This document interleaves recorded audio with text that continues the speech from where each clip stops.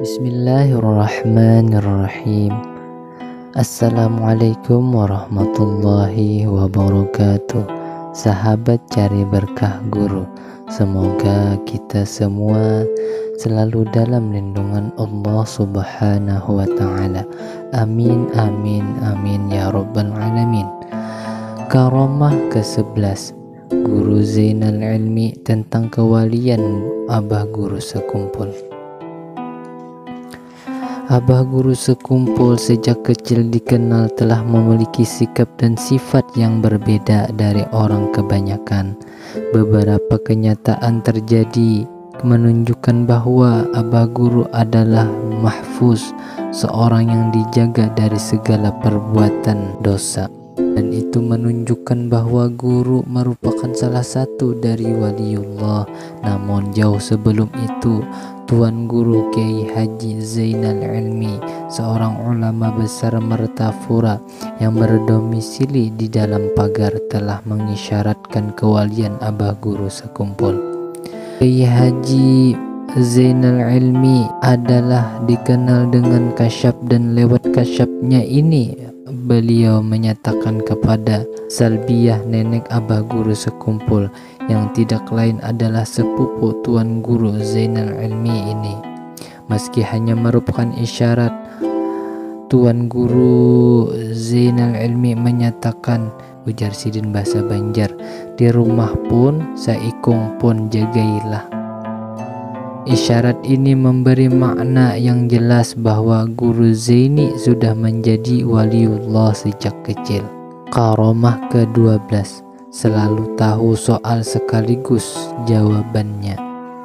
Salah satu hal yang dianggap ajaib dalam diri Abah Guru Sekumpul adalah ketika Abah Guru Sekumpul masih menyantri di pondok pesantren Darussalam, bahwa setiap kali ulangan Abah Guru selalu ranking pertama atau peringkat pertama, dan semua nilai selalu mendapatkan 10.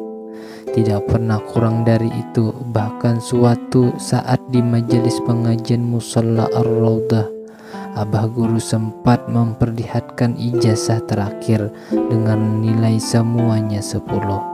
Ternyata tentang hal itu Abah Guru Sekumpul punya cerita, bahwa setiap kali menghadapi ulangan atau ujian sekolah, malamnya Abah Guru Sekumpul bermimpi melihat soal yang akan diberikan besok hari, dan jawabannya sudah Abah Guru Sekumpul hafal sebelumnya, sehingga dengan sangat mudah Abah Guru menjawab soal ketika ulangan itu. Itulah yang menurut Abah Guru Sekumpul membuat beberapa teman sekelasnya merasa hasut sehingga memusuhi Abah Guru Sekumpul, bahkan sempat mengeroyoknya. Semua itu karena sebagian teman sekelasnya merasa curiga dan menyangka ada persekongkolan antara Guru Zaini dan guru pengajar di kelasnya, hingga bisa menjawab soal ulangan dengan mudah. Karamah ke-13 mendapat libas dari Sayyidina Hasan dan Hussein. Suatu malam yang penuh berkah, ketika masih muda, Abah Guru Sekumpul bermimpi sesuatu yang sungguh indah dan ajaib, serta memiliki makna yang sungguh dalam dan luar biasa. Saat itu Abah Guru merasakan sedang berada di tengah padang pasir yang luas. Tiba-tiba terlihat bangunan indah yang kokoh. Saat Abah Guru akan mendekat ke arah bangunan itu, terlihat oleh Abah Guru di puncak bangunan itu nampak berjalan seorang wanita sambil melemparkan sesuatu kepada Abah Guru Sekumpul. Benda itu dipungut oleh Abah Guru dan Abah Guru terus melanjutkan perjalanan. Tak beberapa jauh dari situ, Abah Guru bertemu dengan dua orang pemuda yang gagah, tegap dan tampan. Kedua pemuda tersebut mendekat kepada Abah Guru Sekumpul, lalu dialog di antara mereka. Mereka memperkenalkan diri sebagai Sayyidina Hasan dan Sayyidina Husain. Di akhir pembicaraan itu, mereka berdua berkata, "Kamu sekarang kami beri gelar Zainal Abidin." Zainal Abidin berarti perhiasan para ahli ibadah. Sebuah gelar luar biasa yang diberikan orang-orang luar biasa, kedua cucu Rasulullah Shallallahu Alaihi Wasallam. Mereka berdua juga memasangkan jubah dan selendang sebagai libas sufiyah. Tak lama setelah itu, bumi sekitar mereka bergetar. Abah guru sekumpul bertanya, "Apakah itu?" Mereka menjawab, "Itu adalah kubur ayahanda Ali bin Abi Thalib." Guru Zaini bertanya lagi tentang wanita tadi. "Itu ibunda kami Fatimah." Hingga di sini mimpi indah itu berakhir. Ketika mimpi ini diceritakan Abah guru sekumpul kepada ayahandanya, Abdul Ghani, maka mulai hari itu nama beliau yang asalnya Ahmad Kusyairi dirubah menjadi Muhammad Zaini. Karomah ke-14, disebut Kiai Hamid sebagai Gubernur Kalimantan. Nama Kiai Hamid adalah nama yang sudah begitu dikenal masyarakat sebagai seorang wali, dan kewaliannya sudah begitu melegenda hingga semua kalangan Nahdiyin mengakuinya sebagai wali besar. Meski dilahirkan di Lasem, Jawa Tengah, namun ia lebih lama tinggal di Pasuruan hingga wafatnya, sehingga yang kental di masyarakat justru sebutan Kiai Hamid Pasuruan. Selama di Pasuruan, Kiai Hamid berguru kepada para ulama Pasuruan, terutama kepada Al-Habib Syekh Khan As-Segaf.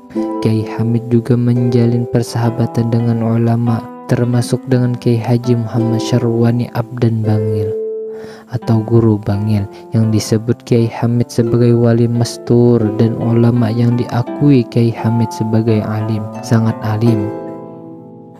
Interaksi atau hubungan antara Guru Zaini dengan Kiai Hamid pun selalu dijembatani oleh Abah Guru Bangil, yaitu Guru Bangil. Sebagai seorang wali, Kiai Hamid dalam keseharian menghadapi tamunya, Kiai Hamid menyikapi dengan sikap aneh, termasuk menerima kedatangan Abah Guru sekumpul. Dalam beberapa kali pertemuannya dengan Kiai Hamid, kedatangan Abah Guru sekumpul seringkali disikapi tanpa banyak bicara, namun lebih banyak dengan isyarat. Suatu saat Abah Guru datang bersama Guru Bangil, yaitu Guru Syarwani Abdan, untuk ketemu Kiai Hamid. Karena banyak tamu yang lain, maka mereka duduk agak jauh dari Kiai Hamid. Namun saat akan pulang, Kiai Hamid mendekati Abah Guru sekumpul dan menepuk-nepuk punggung Abah Guru sekumpul sambil berucap, "Gubernur Kalimantan, Gubernur Kalimantan."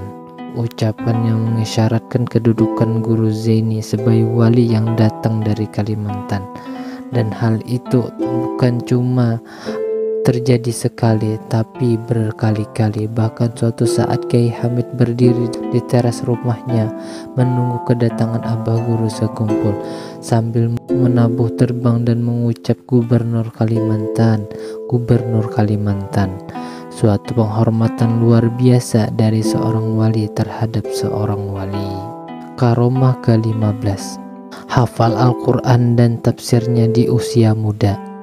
Al-Quran sebagai kitab suci yang sudah semestinya menjadi bacaan wajib bagi setiap individu muslim. Sebagai bacaan wajib, sudah seharusnya keluarga kita, putra-putri kita senantiasa akrab dengan bacaan Al-Quran. Dari sana akan terbentuk generasi Qurani, yaitu generasi yang senantiasa gerak-gerik dan akhlaknya selalu bercermin kepada Al-Quran.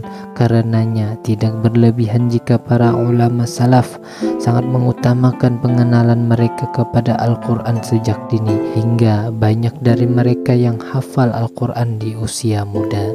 Abah Guru sekumpul yang sejak kecil sudah dididik di rumah tangga bernuansa agama yang kental, maka kecintaan terhadap Al-Quran tentu sudah tertancap begitu kuat. Tiap hari Abah Guru selalu mendengar bacaan Al-Quran di tengah-tengah keluarganya, dan di usia 5 tahun ia sudah belajar Al-Quran. sampai abah guru sekumpul fasih melafalkannya, dan menjelang usia 7 tahun abah guru sudah hafal Al-Quran 30 juz. Menurut penuturan guru Zaini sendiri bahwa ia menghafal 30 juz itu hanya perlu waktu sekitar 4 bulan. Tidak merasa puas dengan itu, abah guru pun juga berusaha menghafal tafsir Al-Jalalain dan mampu dihafalkannya pada usia 9 tahun. Kemampuan abah guru sekumpul menghafalkan Al-Quran di usia 7 tahun itu adalah hal yang sangat istimewa dan luar biasa, bahkan boleh disebut sebagai bagian dari karomah abah guru, apalagi jika melihat kondisi dan situasi saat itu yang dari segi lingkungan pun tidak selalu kondusif dan mendukung. Jika Imam Syafi'i mampu menghafalkan Al-Quran di usia yang sama yaitu 7 tahun, namun abah guru hidup di tengah kondisi yang jauh berbeda, berkumpul dengan mereka yang memang suka menghafal Al-Quran, walaupun keduanya sama-sama sebagai bentuk karunia Allah Subhanahu wa Ta'ala yang diberikan kepada siapapun yang ia kehendaki.